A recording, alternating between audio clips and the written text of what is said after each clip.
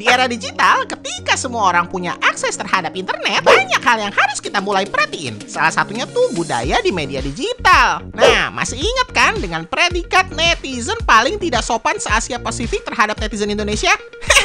Padahal di dunia digital ya sama aja kayak kehidupan sehari-hari. Di media sosial banyak aja yang komen di konten orang yang isinya jelek-jelekin, maki-maki, sampai menghina. Udah kayak hidupnya paling bener aja. Di dunia maya jadi jagoan, di dunia nyata cuma jadi beban. Terus budaya seperti apa sih yang seharusnya dipraktikkan di media digital? Mudahnya sih ikutin aja budaya yang tertanam dalam Pancasila. Sila pertama kan tentang ketuhanan tuh. Agama mengajarkan cinta dan kasih.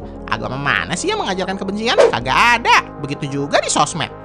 Jangan komen atas dasar kebencian, sob. Sila kedua tentang kemanusiaan, bahwa semua orang punya hak yang sama, nggak boleh ada diskriminasi. Lalu sila ketiga tentang persatuan. Nggak ada persatuan yang lahir dari kebiasaan saling menjatuhkan tuh.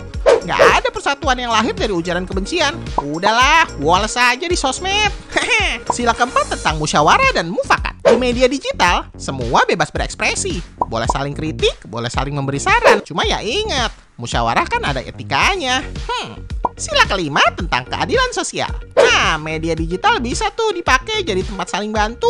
Perkembangan komunikasi digital yang pesat bikin komunikasi bisa menembus batas-batas geografis dan budaya. Lo yang lagi rebahan di Salatiga bisa komen dan berinteraksi dengan orang di Zambia. Lo yang sedang jaga toko di Palembang bisa menikmati konten dari kreator di Bolivia. Setiap daerah dan negara punya budaya dan etika sendiri. Kita nggak bisa tuh samain kebiasaan kita sehari-hari dengan kebiasaan orang di luar sana. Masalahnya, kita sering lupa seolah-olah semua orang yang ada di internet menganut budaya yang sama dengan kita. Di Spanyol misalnya, ada budaya siesta atau budaya tidur siang. Nah, nggak mungkin dong kalau lihat orang Spanyol posting tentang kegiatan tidur siang, terus kita bilang mereka itu pemalas. Jangankan antar budaya, antar personal aja kita manusia tuh banyak bedanya. Contoh kecelakaan yang mungkin menurut kita biasa aja, mungkin bikin orang lain di luar sana nggak bisa makan 3 hari karena ngebayanginnya.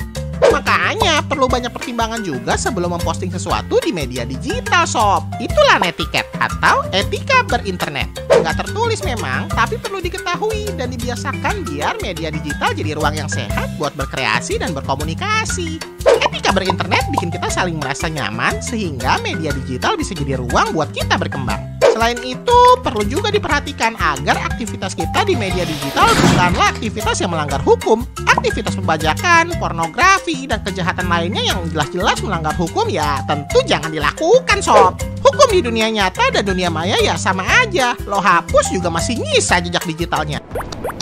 Di era sekarang bukan cuma mulut yang harus dijaga, sob. Jari jemari juga.